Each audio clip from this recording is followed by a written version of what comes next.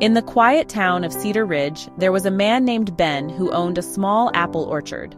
Ben had inherited the orchard from his grandfather, who had planted the first trees decades ago. For years, Ben worked the land, tending to the trees, pruning their branches, and making sure they had enough water and sunlight to thrive. The orchard had always been a source of pride for the family, and Ben was determined to keep it alive. But the last few years had been tough. The weather hadn't cooperated, with late frosts ruining blossoms and summer droughts drying out the soil. The trees weren't producing like they used to, and Ben's once thriving orchard now seemed more like a burden than a blessing. The more he worked, the more it felt like he was just spinning his wheels. The thought of giving up crossed his mind more than once, but he couldn't bring himself to walk away. One morning, after another disappointing harvest, Ben sat on the porch looking out at the orchard.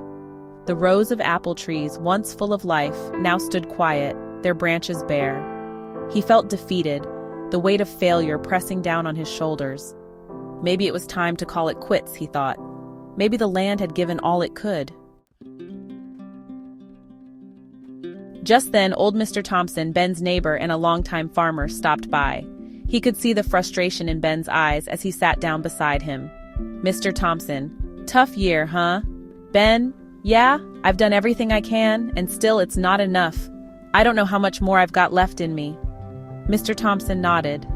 "Mr. Thompson, I've been there before, you know. Had years where nothing seemed to go right, where every time I thought I was getting ahead, something knocked me back.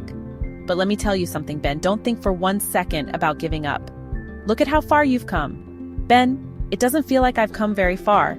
"Mr. Thompson, that's the problem. You're looking at what's not working instead of seeing all the work you've already put in. Sometimes all you need is a few adjustments. Maybe the soil needs a little more care, or the trees need some new pruning techniques. But quitting? That's not an option. You've got too much heart in this orchard to walk away now." Mr. Thompson stood and looked out over the orchard. "Mr. Thompson, you know what these trees need? Patience. They need you to stick with them, even when they're stubborn. You're not just a farmer. You're the one who's going to figure this out. Adjust what needs adjusting, but don't you dare quit." Ben sat there for a long time after Mr. Thompson left, thinking about what he had said. He remembered the years he had spent working in the orchard, the countless hours of labor, the love and care he had poured into the trees. Maybe it hadn't paid off yet, but deep down, Ben knew Mr. Thompson was right. He had come too far to quit now. The next day, Ben got to work with renewed determination. He started researching new farming methods, learning how to better manage the soil and protect the trees from extreme weather. He reached out to other farmers, asking for advice, and made adjustments to how he cared for the orchard. Slowly but surely, the trees began to show signs of life again. New blossoms appeared, and the branches grew strong. It wasn't an overnight success, but Ben wasn't looking for quick fixes anymore. He was in it for the long haul. By the following fall, Ben's orchard was thriving once again.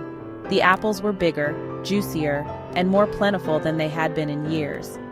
As Ben harvested the fruit, he couldn't help but think back to that day on the porch when he had almost given up. If he had quit then, he never would have seen the orchard come back to life. The moral of this story is, no matter how tough things get, quitting should never be an option when you've already invested so much heart and effort. When the road gets difficult and you feel like giving up, take a moment to look back at how far you've come. The journey hasn't been easy, but it has brought you to where you are today. Sometimes all you need are a few adjustments, a change in approach, a willingness to learn something new, or even asking for help. But that doesn't mean you should walk away. Progress isn't always visible in the moment, but it's happening. Keep pushing through the fear and frustration. Make the changes you need to make, but don't ever quit. You've got this, and the reward will be worth the struggle. In conclusion, Brokenwood Mystic Farms symbolizes the enduring connection between humanity and the land, a tribute to the beauty of nature and the importance of honoring traditions in a changing world. Don't forget to like, share, and subscribe. You won't want to miss our short story adventures. If you have any questions, requests, or just want to say hello, feel free to contact us at info@brokenwoodmysticfarms.com. Thank you for joining us on this journey. and have a fantastic day, my friends.